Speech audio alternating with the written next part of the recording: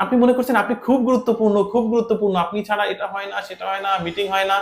এগুলো সব আপনার রোগ। আপনি এখনই মারা যান, আপনাকে ছাড়া সব চলবে। আপনি নেই তাতে কারো কিছু যায় আসে না। আপনার কন্টেন্ট দেখলে বোঝা যায় আপনি জীবনকে অনেক সহজভাবে দেখেন। এবং পৃথিবীতে এখন মানুষ দেখবেন অনেক কঠিন, খুব সহজ হুম, হুম। বিষয়কে অনেক জটিল করে দেখে এবং তার প্রাপ্তি এবং সে অনেক কিছু চায়। আপনি যে এত জনপ্রিয় হওয়ার পরও জীবনকে এত সহজভাবে দেখছেন, এইটা সবাই কিভাবে এত সহজভাবে দেখতে পারে? এই বিষয়ে যদি আপনি সবাইকে একটু মানে আমি বলবো আপনার পরামর্শ অথবা আপনি যে সহজভাবে দেখেন, এইটা কোন দৃষ্টিকোণ থেকে মানে কিভাবে দেখেন? আসলে পরামর্শ না, কারণ আমি অতটা বিজ্ঞ না যে পরামর্শ দিতে পারি। আমি শুধুমাত্র শেয়ার করতে পারবো কোনো কিছু। সেটা হচ্ছে যে আপনি যদি মনে করেন আপনি অনেক ইম্পোর্টেন্ট, তাহলে সেটা আপনারই একটা মানসিক রোগ। You are nothing. আপনি কিছু না। আপনি এখনই মারা যান, আপনাকে ছাড়া সব চলবে। আপনি এখনই এই ফোনটা রেখে একেবারে নিজেকে নিখোঁজ করে ফেলেন। তারপর কোরবানির ঈদের দিন সকালে আপনার বাড়ি গেটে আপনি দাঁড়াবেন এসে। দেখবেন আপনাকে ছাড়া সব হচ্ছে।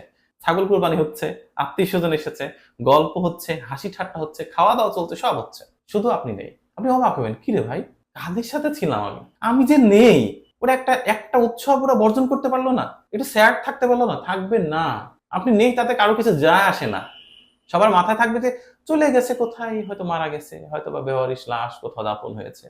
খুব সহজভাবে মানুষ সব নিতে পারে মেনে। মানে এই যে আপনি মনে করছেন আপনি খুব গুরুত্বপূর্ণ। আপনি ছাড়া এটা হয় না, সেটা হয় না, মিটিং হয় না, বাসায় দাওয়াত হয় না, আত্মীয়স্বজন আসলে তাদের কে দেখবে, বিল্ডিং এর এই পাশে পানি পড়ছে আমি ছাড়া কে দেখবে, এই পাশে জমি দখল হচ্ছে আমি ছাড়া কেউ নেই।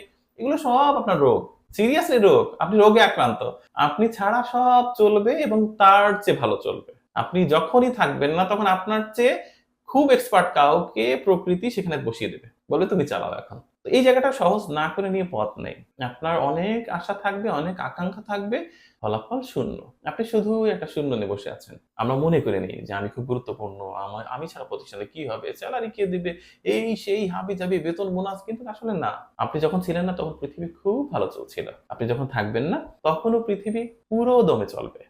পৃথিবী একটুও তার জার্নি থামাবে না। সূর্যের চারপাশে দুনিয়াটা ঘুরছে, সেভাবেই ঘুরবে।